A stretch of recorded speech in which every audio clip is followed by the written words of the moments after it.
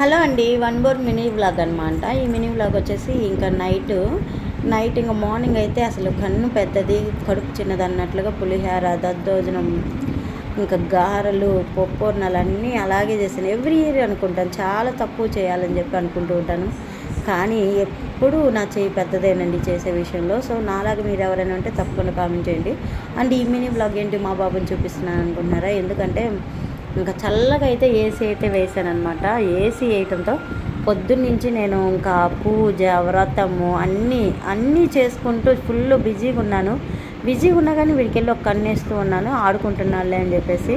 అయితే చాలా టైం అయిపోయాడు చూడండి, నిద్రపోతున్నాడు, తింటూనే నిద్రపోతున్నాడు. మీ ఇంట్లో కూడా పిల్లలు కూడా ఇలాగే తింటూ నిద్రపోతారా అనేది కూడా నాతో షేర్ చేసుకోండి. అదిగో చూడండి, వద్దంటున్నాడు.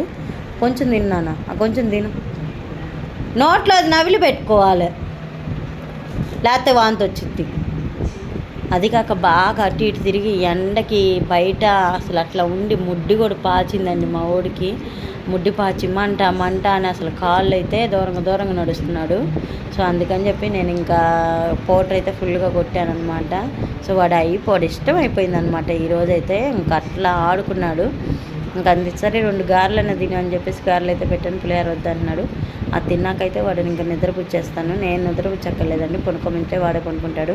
సో ఇదండి మినీ వ్లాగ్. నాలాగా మీరు కూడా కళ్ళు పెద్దవి కడుపు చిన్నది అనేవాళ్ళు తప్పకుండా కామెంట్ చేయండి. మరొక మినీ వ్లాగ్తో మళ్ళీ కలుసుకున్నంత వరకు టేక్ కేర్ ఫ్రెండ్స్.